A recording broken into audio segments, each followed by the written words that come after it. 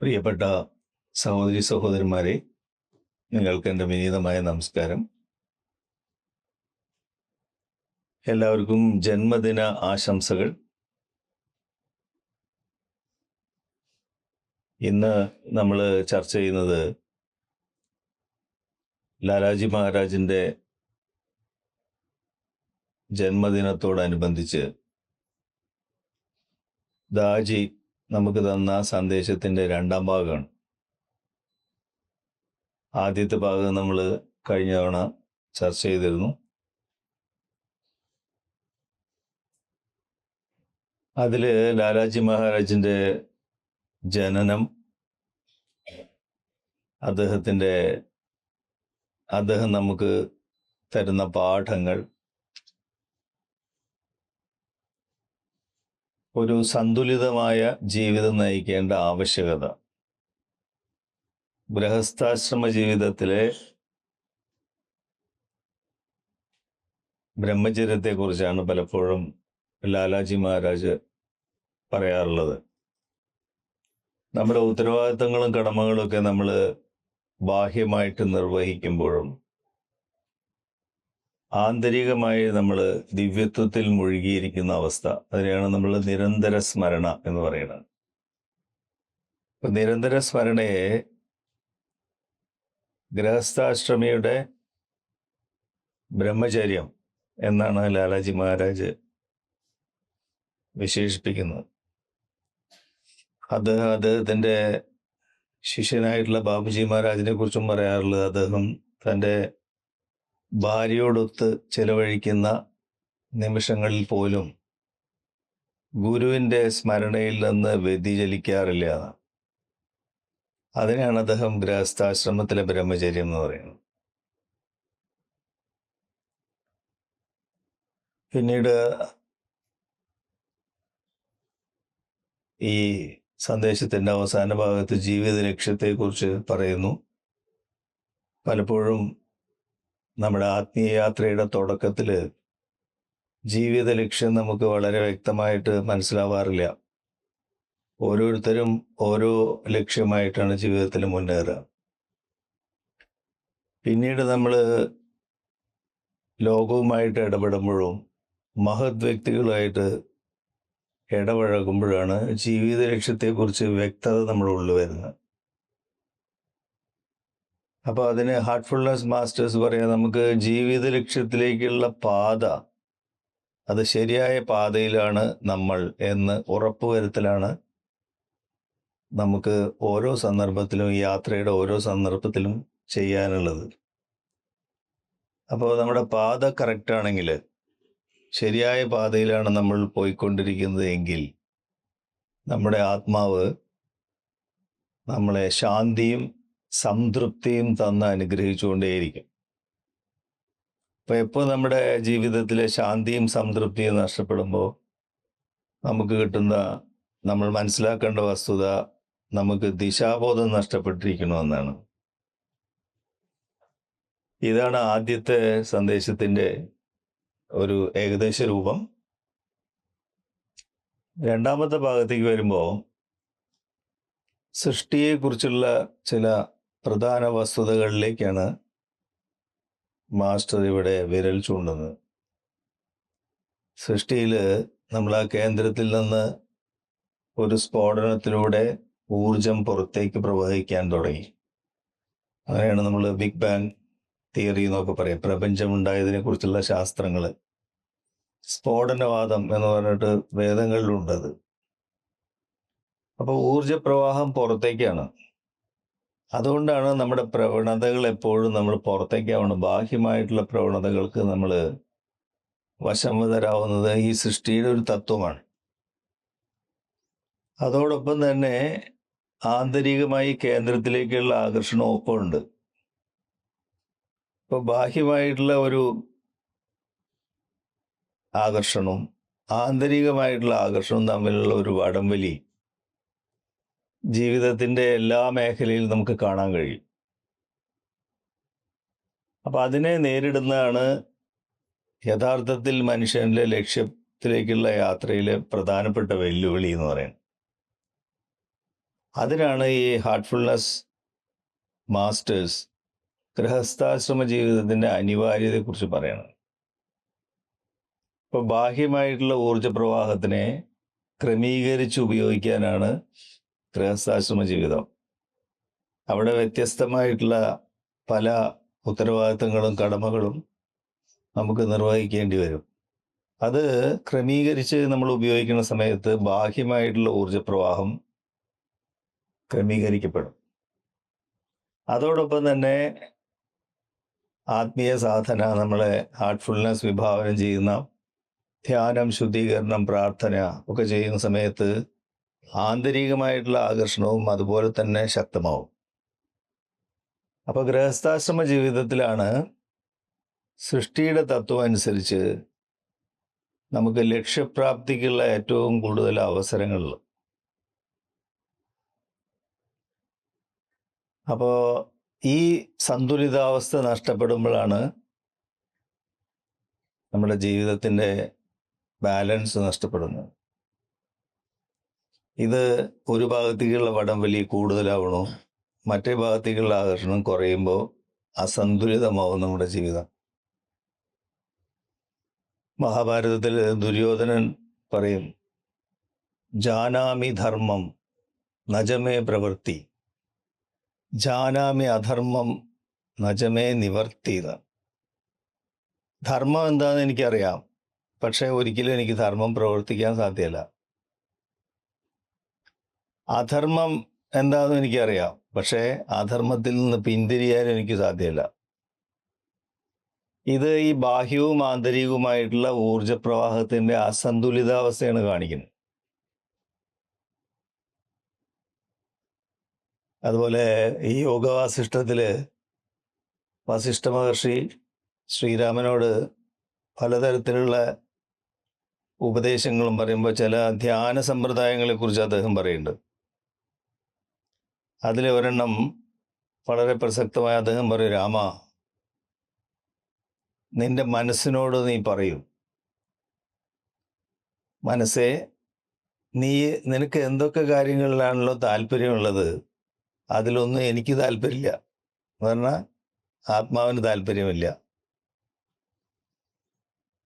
ആത്മാവിന് അല്ലെങ്കിൽ എനിക്ക് യഥാർത്ഥത്തിൽ താല്പര്യമുള്ള കാര്യങ്ങളൊന്നും തന്നെ എനിക്ക് തരാനും സാധ്യമല്ല. അപ്പോൾ മനസ്സ് സ്വാഭാവികമായിട്ടും ഹൃദയത്തിന് കീഴടങ്ങുന്ന, അതാണ് യോഗം എന്ന് പറയുന്നത്, യോഗവാസിഷ്ടം എന്ന് പറയുന്നത് അതാണ്. അപ്പോൾ ഈ ദിശാബോധം സന്തുലിതമായി കറക്റ്റ് ചെയ്യേണ്ട ആവശ്യകതയെക്കുറിച്ചാണ് ഹാർട്ട്ഫുൾനെസ് മാസ്റ്റേഴ്സ് സ്ഥിരമായി നമ്മളോട് പറഞ്ഞുകൊണ്ടിരിക്കുന്നത്. ഈ സന്ദേശത്തിലും അത് നമുക്ക് വളരെ പ്രകടമായിട്ട് കാണാൻ കഴിയും. ഇവിടെ ദാജി, നമ്മൾ ഈ ആത്മീയ യാത്രയായിട്ട് മുന്നോട്ട് പോകുന്ന സമയത്ത് നമ്മൾ നേരിടുന്ന പ്രായോഗികമായിട്ടുള്ള പ്രശ്നങ്ങൾ,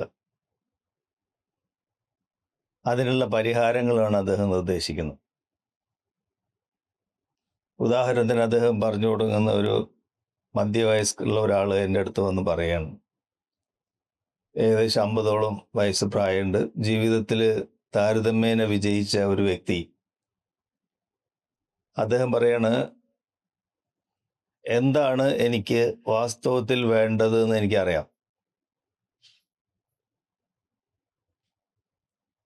എന്താണ് ചെയ്യേണ്ടതെന്നും എനിക്കറിയാം അത് നേടിയെടുക്കാൻ. പക്ഷേ പ്രായോഗിക ജീവിതത്തിലെ ഓരോ നിമിഷം വരുന്ന സമയത്തും ഞാൻ എന്നോട് വാഗ്ദാനം ചെയ്തതിൻ്റെ നേരെ വിപരീതമായിട്ട് ഞാൻ പ്രവർത്തിക്കുന്നു. അതിനുശേഷം നിരാശ, ചിലപ്പോൾ നമ്മളെ ഇച്ഛാശക്തി നഷ്ടപ്പെടുന്ന പോലെ തോന്നും. നമുക്ക് എല്ലാവർക്കും സംഭവിക്കുന്നതാണത്. അതുപോലെ ഇപ്പോൾ നമ്മൾ ആത്മീയ അന്വേഷകരാണ്, ഹാർട്ട്ഫുൾനെസ് അഭ്യാസികളൊക്കെ. എല്ലാ ദിവസവും നമ്മൾ ശുദ്ധീകരണ പ്രക്രിയ ചെയ്യുന്നു. പിറ്റേ ദിവസം നമ്മുടെ ശീലവിധേയത്വം നമ്മൾ ആവർത്തിക്കുന്നു. അപ്പോഴും നമുക്ക് നിരാശ തോന്നും, നമ്മുടെ ഇച്ഛാശക്തി നഷ്ടപ്പെടുന്ന പോലെ തോന്നും. ഇത് നമ്മൾ ദൈനംദിന ജീവിതത്തിൽ നമ്മൾ നേരിടുന്നതാണ്. അതുപോലെ ഗൃഹസ്ഥാശ്രമിയായിട്ടുള്ള ആള് നൈമിഷികമായിട്ടുള്ള വികാരങ്ങൾക്ക് അടിമപ്പെടുന്ന അവസരങ്ങൾ. ഈ എല്ലാ പ്രശ്നങ്ങളിലും പ്രധാനപ്പെട്ട സംഗതി എന്താണെന്ന് വെച്ചാൽ വിഘടിതമായിട്ടുള്ള മനസ്സാണ്. ഒരു ഭാഗത്ത് ആഗ്രഹപൂർത്തീകരണത്തിന് വേണ്ടിയിട്ടുള്ള അഭിവാഞ്ച, മറ്റേ ഭാഗത്ത് ഉത്കർഷേച്ഛ, അതായത് ലക്ഷ്യപ്രാപ്തിക്ക് വേണ്ടിയിട്ടുള്ള അഭിനിവേശം. ഇത് തമ്മിലുള്ള വടംവലിയാണ് നമ്മുടെ യഥാർത്ഥത്തിലുള്ള പ്രശ്നം. അതിനെ ദാജി വിഘടിതമായ ഹൃദയം എന്ന് പറയുന്നു. നമ്മളെ ഹൃദയം മുറിവേറ്റ പോലെ രണ്ടു ഭാഗത്തേക്ക് ഇങ്ങനെ വലിയുന്ന പോലത്തെ അവസ്ഥയാണ് പറയുന്നത്. അപ്പൊ അദ്ദേഹം പറയും, ആഗ്രഹപൂർത്തീകരണത്തിന് വേണ്ടിയിട്ടുള്ള ത്വര എന്ന് പറയുന്നത് യാഥാർത്ഥ്യമാണ്. ഉത്കർഷേച്ഛ അല്ലെങ്കിൽ ജീവിത ലക്ഷ്യം നേടിയെടുക്കുന്നതിന് വേണ്ടിയിട്ടുള്ള അഭിലാഷവും യാഥാർത്ഥ്യമാണ്. അപ്പോ വേദങ്ങളിലൊക്കെ പറയുന്ന പ്രേയസ് ശ്രേയസ് എന്ന് പറയും. പ്രേയസ് എന്ന് പറഞ്ഞാൽ ഭൗതിക കാര്യങ്ങളിലെ വിഷയങ്ങളിൽ നമ്മൾ താല്പര്യം, അതിൽ പൂർത്തീകരണം നേടുക, പ്രേയസ് എന്ന് പറയാം. അതിനാണ് പ്രേയസി എന്നുള്ള വാക്കാണ്. പ്രേയസി എന്ന് വെച്ചാൽ ഭാര്യ എന്നാണ്. ശ്രേയസ് എന്ന് പറഞ്ഞാൽ നേരെ ഓപ്പോസിറ്റ്, ജീവിതത്തിന്റെ ഉത്കർഷേച്ഛ, ജീവിത ലക്ഷ്യം, ഇതെല്ലാമാണ് ഈശ്വര സാക്ഷാത്കാരം. അതിനെയാണ് ശ്രേയസ് എന്ന് പറയാ. ഈ പ്രേയസും ശ്രേയസും രണ്ടും യാഥാർത്ഥ്യമാണ്. ഇത് തമ്മിലുള്ള വടംവലിയാണ് ലക്ഷ്യപ്രാപ്തിക്കുള്ള യാത്രയിലെ മനുഷ്യന്റെ യഥാർത്ഥ വെല്ലുവിളി. അപ്പോൾ ഹാർട്ട്ഫുൾനെസ്സിലെ ധ്യാനം, ശുദ്ധീകരണം, പ്രാർത്ഥന, അതുപോലെ ആത്മാർത്ഥമായിട്ടുള്ള പശ്ചാത്താപം, ഇതൊക്കെ നമ്മൾ ചെയ്യുന്നുണ്ട്. പിറ്റേ ദിവസം വീണ്ടും നമ്മൾ ശീലവിധേയത്വം, അതിന് വിധേയനാവുന്നു. അപ്പോൾ നമുക്ക് നിരാശ തോന്നും, നമ്മുടെ ഇച്ഛാശക്തി നഷ്ടപ്പെടുന്ന പോലെ തോന്നും. അപ്പം അതിന് ദാജി പറയാം, നമ്മുടെ ഉള്ളിൽ രണ്ട് ചെന്നായ്ക്കളുണ്ട്. ഒന്ന് ഉത്കർഷേച്ഛ എന്ന് പറയുന്ന ഒരു ചെന്നായി, ജീവിത ലക്ഷ്യം നേടിയെടുക്കണം എന്നുള്ള ആഗ്രഹമുള്ളത്. അതിനെ പരിപോഷിപ്പിക്കാൻ ധ്യാനം, ശുദ്ധീകരണം, പ്രാർത്ഥന, പ്രായശ്ചിത്തൊക്കെ. അപ്പോൾ ഈ ചെന്നായ പരിപോഷിപ്പിക്കപ്പെടും.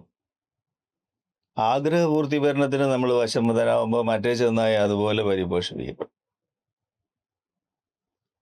അപ്പോൾ അതിൻ്റെ പരിണിത ഫലം എന്താണെന്ന് അറിയണമെങ്കിൽ നമ്മൾ ഏത് ചെന്നായാണ് പരിപോഷിപ്പിക്കുന്നത് കൂടുതൽ എന്നതിൻ്റെ അടിസ്ഥാനത്തിലാണ് നമ്മളുടെ ജീവിതത്തിൻ്റെ വിജയവും പരാജയവും നിർണ്ണയിക്കുന്നത്.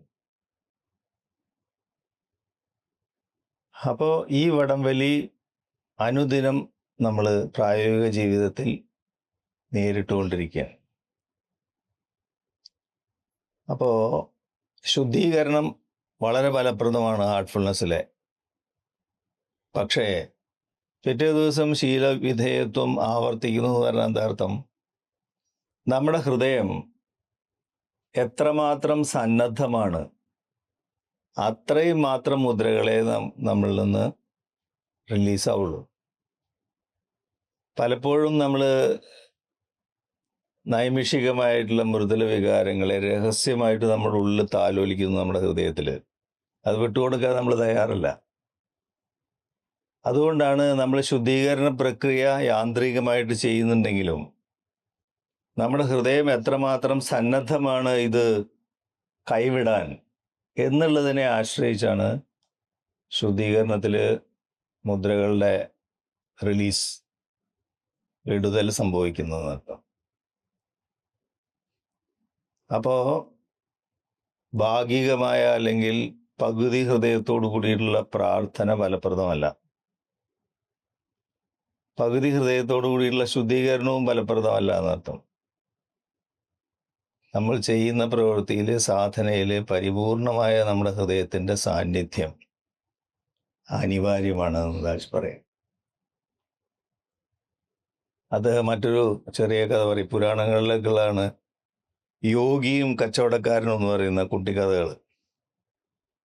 ഒരു യോഗിയുടെ അടുത്ത് ഒരു കച്ചവടക്കാരൻ, ബിസിനസ്സുകാരൻ പറയാണ്, ഗുരുദേവ, എനിക്ക് ജീവിത ലക്ഷ്യം, യഥാർത്ഥ ജീവിത ലക്ഷ്യം നേടിയെടുക്കണമെന്ന് ആഗ്രഹമുണ്ട്.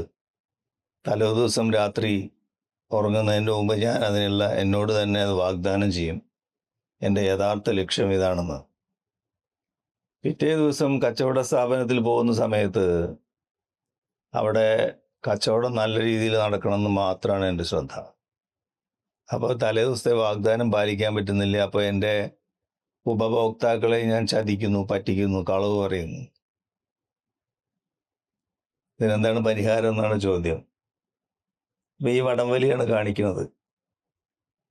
അപ്പോൾ യോഗി പറയും, തലേ ദിവസം തന്നോട് നമ്മൾ പശ്ചാത്തപിക്കുന്ന സമയത്ത് എന്തായിരുന്നു തീരുമാനം? ജീവിത ലക്ഷ്യം നേടിയെടുക്കണം, ഈ രീതിയിൽ പോയാൽ ശരിയാവില്ല എന്ന്. അതൊരു വ്യക്തിത്വമാണ്. പിറ്റേ ദിവസം കച്ചവട സ്ഥാപനത്തിലെത്തുമ്പോൾ ലാഭം വേണം എന്നുള്ളത് മാത്രം ചിന്തിക്കുക, അത് മറ്റൊരു വ്യക്തിത്വമാണ്. അപ്പോൾ ഒരേ വ്യക്തിത്വം രണ്ടായി സ്പ്ലിറ്റ് ആയിരിക്കണം. ഈ രണ്ട് വ്യക്തിത്വങ്ങളും ഒന്നാവുന്ന സമയത്ത് മാത്രമേ ഇതിൽ നിന്ന് നമുക്ക് രക്ഷയുള്ളൂ. അതായത് തലേ ദിവസം നമ്മൾ യഥാർത്ഥ പശ്ചാത്താപത്തിൻ്റെ സമയത്ത് നമ്മൾ എന്ത് ജീവിതത്തിൽ ചെയ്യുകയാണെങ്കിലും ജീവിത ലക്ഷ്യം ഉത്കർഷേച്ഛയാണ് എൻ്റെ പ്രധാനപ്പെട്ട ലക്ഷ്യം എന്ന് ഉറപ്പിക്കുകയാണെങ്കിൽ അപ്പോൾ മാത്രമേ ഇതൊന്ന് നമുക്ക് പുറത്തു വരാൻ പറ്റുള്ളൂ. അപ്പോൾ ദാജി മറ്റൊരു ഉദാഹരണം കൂടി പറയുന്നുണ്ട്. നമ്മളൊരു പാലത്തിലൂടെ വാഹനങ്ങൾ കടന്നു പോകുമ്പോൾ അതിൽ കടന്നു പോകുന്ന വാഹനങ്ങളുടെ ഭാരം അനുസരിച്ചാണ് ആ പാലത്തിൻ്റെ നിർമ്മാണം. എത്ര ഭാരമുള്ള വാഹനങ്ങൾ അതിൽ കടന്നു പോകുന്നുണ്ട്, അതിനേക്കാൾ അല്പം കൂടി ഭാരം താങ്ങാവുന്ന രീതിയിലാണ് അതിൻ്റെ ഡിസൈൻ ഉണ്ടാവുക. തുടർച്ചയായിട്ട് ആ പാലത്തിലൂടെ ഭാരം കൂടുതലുള്ള വാഹനങ്ങൾ സ്ഥിരമായിട്ട് ഇങ്ങനെ പോകാൻ തുടങ്ങിയാലോ, അപ്പോൾ ബാഹ്യമല്ല ആന്തരികമായ ചെറിയ വിള്ളലുകൾ ഉണ്ടാവും ഇതിൽ. പാലത്തിൽ പുറത്തേക്ക് കാണില്ല. വലിയൊരു അപകടത്തിൽ ചെന്ന് വീഴുമ്പോഴാണ് ഇത് നമുക്ക് മനസ്സിലാവുക. ഭാരം കൂടുതലുള്ള വാഹനങ്ങൾ സ്ഥിരമായിട്ട് അതിൽ കൂടെ പോകുന്നുണ്ടായിരുന്നു എന്ന് നമുക്ക് മനസ്സിലാവുക. മാസ്റ്റർ പറയുന്നത് നമ്മുടെ ഇച്ഛാശക്തിയുടെ പ്രയോഗം അതുപോലെയാണ്. ഇവിടെ സത്യസന്ധമായ ഒരു അപഗ്രഥനം നമ്മൾ ആവശ്യമാണ്. അതായത് ആഗ്രഹ പൂർത്തീകരണത്തിന് വേണ്ടിയിട്ടുള്ള അഭിലാഷം നമ്മുടെ ഉള്ളിൽ എത്രമാത്രമുണ്ട്. 1 മുതൽ 10 വരെയുള്ള സ്കെയിലിൽ അത് എത്രയാണെന്ന് നമുക്ക് നിരീക്ഷിച്ചാൽ മനസ്സിലാവും. അതുപോലെ ജീവിത ലക്ഷ്യം അല്ലെങ്കിൽ ഉത്കർഷേച്ഛ നേടുന്നതിനുള്ള അഭിലാഷം നമ്മൾ 1 മുതൽ 10 വരെയുള്ള സ്കെയിലിൽ എത്രയുണ്ട് നോക്കാം. നമ്മൾ സ്വയം ആത്മാർത്ഥമായിട്ട് വിശകലനം ചെയ്യുക. അപ്പം അദ്ദേഹം പറയുന്നത് ആഗ്രഹ പൂർത്തീകരണത്തിന് വേണ്ടിയിട്ടുള്ള അഭിലാഷം 9 or 10 ആണെന്ന് വിചാരിക്കുക. ലക്ഷ്യപ്രാപ്തിക്ക് വേണ്ടിയിട്ടുള്ള അഭിനിവേശം എന്ന് പറയുന്നത് 2 or 3 എന്ന് വിചാരിക്കുക. അപ്പം നമുക്ക് ഉറപ്പിക്കുക എന്താണ് ഇതിൻ്റെ പരിണത ഫലമെന്ന് നമുക്ക് മനസ്സിലാവും. നമ്മൾ ജീവിത ലക്ഷ്യത്തിലേക്കുള്ള യാത്രയിൽ നമ്മൾ പരാജയപ്പെടുന്നുള്ളത് സുനിശ്ചയമാണ്. അപ്പോൾ ധ്യാനം, ശുദ്ധീകരണം, പ്രാർത്ഥന, ആത്മാർത്ഥമായിട്ടുള്ള പശ്ചാത്താപമൊക്കെ ഈ അനുപാതം ക്രമീകരിക്കാൻ നമ്മളെ സഹായിക്കും. ഈ അനുപാതം നമ്മൾ മനസ്സിലാക്കിയാൽ എങ്ങനെ ക്രമീകരിക്കേണ്ടതെന്ന് നമുക്ക് മനസ്സിലാവും. ഇവിടെ പകുതി ഹൃദയത്തോടു കൂടിയുള്ള പ്രാർത്ഥനയോ ശുദ്ധീകരണമോ പശ്ചാത്താപമോ ഫലപ്രദമല്ല. ബോധപൂർവമായിട്ടുള്ള ഒരു പരിശ്രമം നമ്മുടെ ഭാഗത്ത് നിന്ന് അനിവാര്യമാണെന്ന്. അപ്പം ആത്മീയ പാതയിൽ ബോധപൂർവമായ സാധകന്റെ പരിശ്രമം അനിവാര്യമാണ്, ഓട്ടോമാറ്റിക് അല്ല എന്നർത്ഥം. ബാബുജി മഹാരാജ് പറയും, നമ്മുടെ ഭൗതിക ജീവിതത്തിലെ ആഗ്രഹ പൂർത്തീകരണത്തിന് വേണ്ടിയിട്ടുള്ള അഭിനിവേശത്തിൻ്റെ അത്രയും തീവ്രത ഈശ്വരപ്രാപ്തിക്ക് വേണ്ടി നമ്മുടെ ഉള്ളിലുണ്ടെങ്കിൽ ഈശ്വര സാക്ഷാത്കാരം അനായാസം നടക്കും. രാമകൃഷ്ണ പരമഹംസരുടെ ഒരു കഥയുണ്ട്. അദ്ദേഹം ഒരു കടൽ തീരത്ത് കൂടെ നടന്നു പോകുമ്പോൾ ഒരാൾ വന്ന് അദ്ദേഹത്തിനോട് പറയും, ഗുരുദേവ, എനിക്ക് ഈ ജന്മത്തിൽ തന്നെ ഈശ്വര സാക്ഷാത്കാരം നേടണമെന്ന് ആഗ്രഹമുണ്ട്. അപ്പൊ രാമകൃഷ്ണദേവൻ ഉടനെ അയാളുടെ മുടിയിൽ ഇങ്ങനെ കുത്തിപ്പിടിച്ച് കടലിലേക്ക് കൊണ്ടുപോയി കടലിൽ മുക്കി പിടിക്കും. കുറച്ചു നേരം മുക്കി പിടിക്കുമ്പോൾ രക്ഷപ്പെടാൻ വേണ്ടി അയാൾ പെടയുന്ന സമയത്ത് ഏകദേശം അയാളുടെ അവസാനമായി എന്ന് കണ്ടപ്പോൾ അദ്ദേഹം വിട്ടുകളഞ്ഞു. അപ്പൊ പെട്ടെന്ന് വെള്ളത്തിൽ നിന്ന് പുറത്തേക്ക് വന്നു. എങ്ങനെയുണ്ടായിരുന്നു ചോദിച്ചു. എൻ്റെ മരണം അടുത്തു എന്ന് എനിക്ക് തോന്നി എന്ന് പറഞ്ഞു. അപ്പോൾ രാമകൃഷ്ണ പരമഹംസർ പറഞ്ഞു, ഇപ്പോ നീ ജീവന് വേണ്ടി എത്രമാത്രം പരിശ്രമം നടത്തിയോ അത്രയും പരിശ്രമം ഈശ്വര സാക്ഷാത്കാരത്തിന് വേണ്ടി ഉപയോഗിക്കാൻ തയ്യാറാവുന്ന സമയത്ത് നീ എൻ്റെ അടുത്ത് വന്നാവും. കഥ വളരെ നിസ്സാരമാണെങ്കിലും അതിൽ നമുക്ക് ചിന്തിക്കാനുള്ള ഒരുപാട് വിഷയങ്ങളുണ്ട്. അതായത് ബോധപൂർവം നമ്മുടെ ഭാഗത്തു നിന്നുള്ള ഒരു പരിശ്രമം അനിവാര്യമെന്നർത്ഥം. അപ്പോൾ ഈ വിഘ്നങ്ങളെ ബോധപൂർവം നമ്മൾ പരിശ്രമത്തിലൂടെ തരണം ചെയ്യേണ്ടതുണ്ട് എന്നാണ് കാണിക്കുന്നത്. നമ്മുടെ എല്ലാ വിഘ്നങ്ങളും ഈശ്വരൻ തീർക്കട്ടെ എന്ന്, അല്ലെങ്കിൽ മാസ്റ്റർ അത് മാറ്റട്ടെ എന്ന് വിചാരിച്ചിരുന്നാൽ നമ്മുടെ വിശ്വാസം നഷ്ടപ്പെടും, ഇച്ഛാശക്തി നഷ്ടപ്പെടും. കാരണം അങ്ങനെ സംഭവിക്കില്ല. രാജീവിന് ഉദാഹരണം പറയണ പുഴു ചിത്രശലഭമാണ് നമ്മൾ ശ്രദ്ധിച്ചിട്ടുണ്ടെങ്കിൽ ആ പുഴുവിന് പുഴുക്കോടുണ്ട്, അതിനെ പറയുക പ്യൂപ്പ. അപ്പോൾ ആ പുഴു ആ പുഴുക്കൂട് പൊട്ടിച്ച് പുറത്തു വരുന്ന സമയത്ത് അതിങ്ങനെ വല്ലാണ്ട് പരിശ്രമിച്ചിട്ടാണ് അത് കൂട് പൊട്ടിക്കുക. അപ്പം അത് കണ്ടുകൊണ്ടിരിക്കുന്ന ഒരാള് ഈ ചിത്രശലഭത്തിനോടുള്ള അനുകമ്പ കൊണ്ട് ഒരു സിസർ എടുത്ത് പതുക്കെ, കത്രികയെടുത്ത് പതുക്കെ അത് പൊട്ടിച്ചു കൊടുത്തു നോക്കിയ അനായാസം ചിത്രശലഭം പുറത്തേക്ക് വരും. പക്ഷേ അതിന് പറക്കാൻ സാധ്യമല്ല.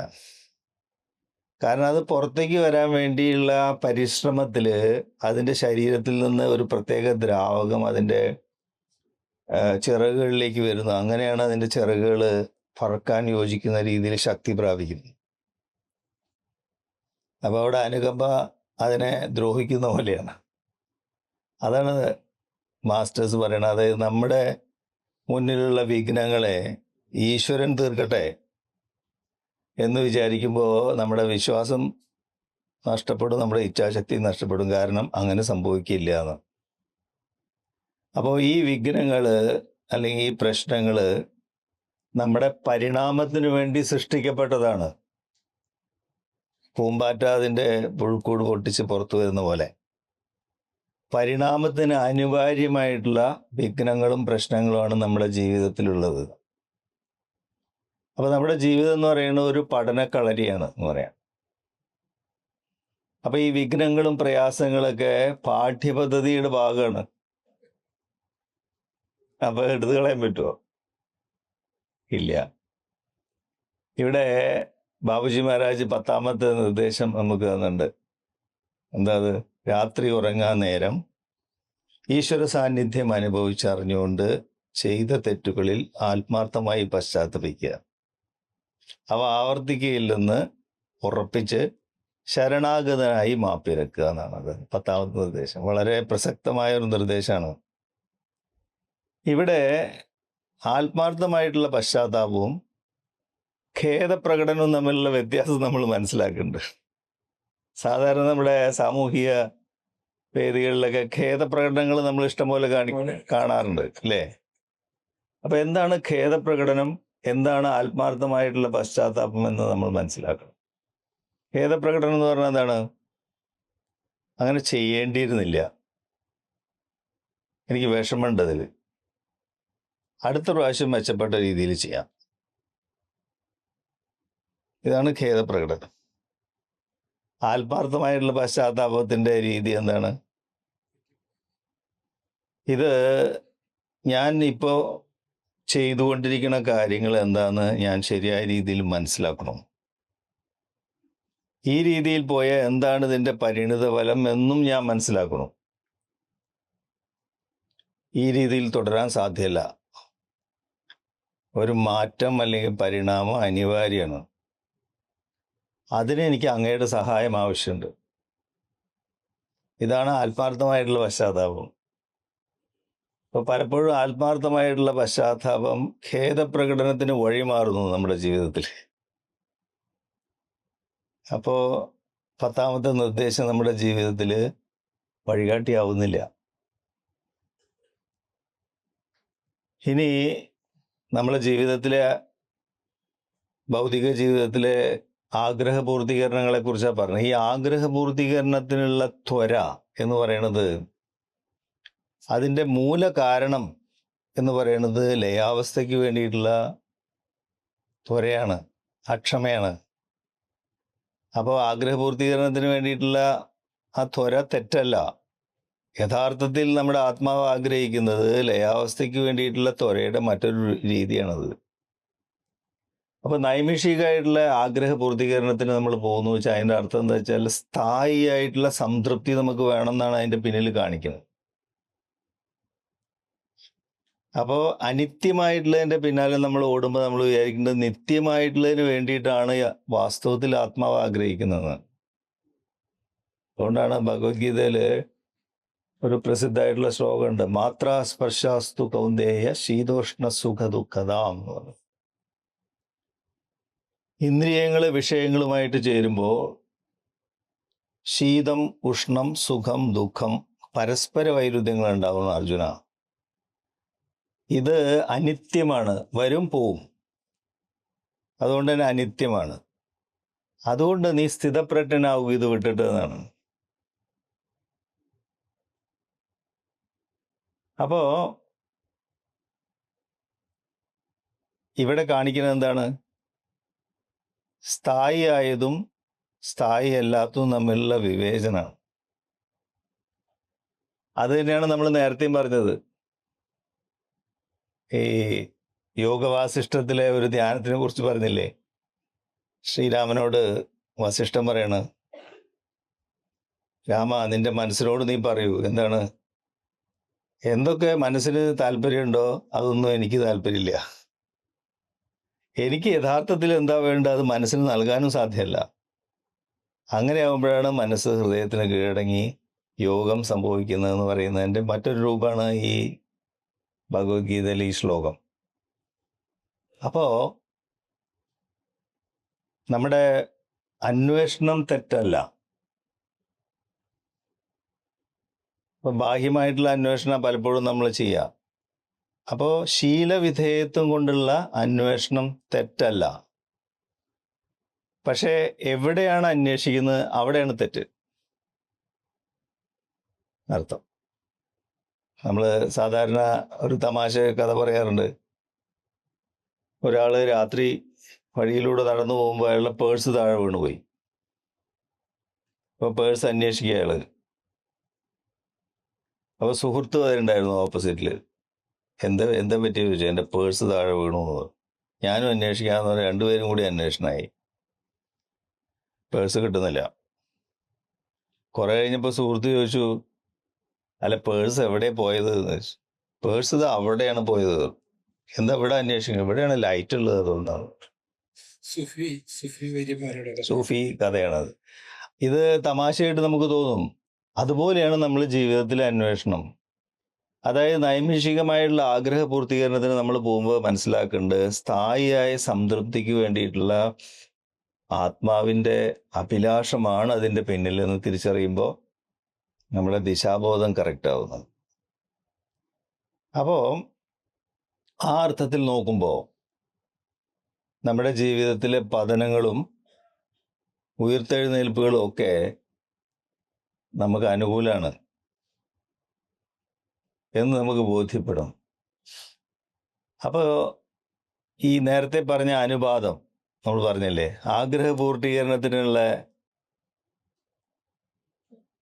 തൃഷ്ണ എത്രമാത്രമുണ്ട്, ഉത്കർഷിച്ച അല്ലെങ്കിൽ ജീവിത ലക്ഷ്യത്തിന് വേണ്ടിയിട്ടുള്ള തൃഷ്ണ എത്രമാത്രമുണ്ട്, ഇത് തമ്മിലുള്ള അനുപാതം നമ്മളോട് കണ്ടുപിടിക്കാൻ പറഞ്ഞു. ഈ അനുപാതം ക്രമീകരിക്കേണ്ടത് അനിവാര്യമാണ് അനുനിമിഷത്തിൽ നമ്മുടെ ജീവിതത്തിൽ. അതിന് ഹാർട്ട്ഫുൾനെസ്സിലെ ധ്യാനം, ശുദ്ധീകരണം, പ്രാർത്ഥന, ആത്മാർത്ഥമായിട്ടുള്ള പശ്ചാത്താപവും നമ്മളെ സഹായിക്കും. അപ്പോൾ നമ്മൾ എന്താണ് ചെയ്യേണ്ടത്? ദൃഢനിശ്ചയത്തോടെ ഈ പാതയിൽ നമ്മൾ ഉറച്ചു നിൽക്കണം എല്ലാ സാഹചര്യത്തിലും. അതാണ് ഏറ്റവും മുഖ്യമായ കാര്യം. പിന്നെയോ ആത്മാർത്ഥമായ ലക്ഷ്യബോധം അല്ലെങ്കിൽ ഉത്കർഷേച്ഛ. നമ്മൾ പാതയിലാണെന്ന് ഉറപ്പുവരുത്തുക. അപ്പോൾ ആ സാഹചര്യത്തിൽ യാഥാർത്ഥ്യവുമായിട്ട് നമ്മൾ താതാൽപ്യം പ്രാപിക്കും. അപ്പം യാഥാർത്ഥ്യവുമായിട്ട് നമ്മൾ താതാൽപ്യം പ്രാപിക്കുക, അല്ലെങ്കിൽ യാഥാർത്ഥ്യവുമായിട്ട് നമ്മൾ ബന്ധം ദൃഢമാക്കുക എന്ന് പറയുന്നതിനെയാണ് സ്വാതന്ത്ര്യം എന്ന് പറയുന്നത്. എപ്പോഴും സ്വാതന്ത്ര്യം എന്നുള്ള വാക്കിന് ആത്മീയതയിൽ എന്താണ് അർത്ഥം? യാഥാർത്ഥ്യവുമായിട്ട് നമ്മൾ താതാൽപ്യം അല്ലെങ്കിൽ ബന്ധം സ്ഥാപിക്കുക എന്ന്. അതാണ് സ്വാതന്ത്ര്യം. ആ സ്വാതന്ത്ര്യം നമ്മെ നമ്മുടെ യഥാർത്ഥ ഭവനത്തിലേക്ക് വിളിക്കുന്നു. Thank you. നമസ്കാരം.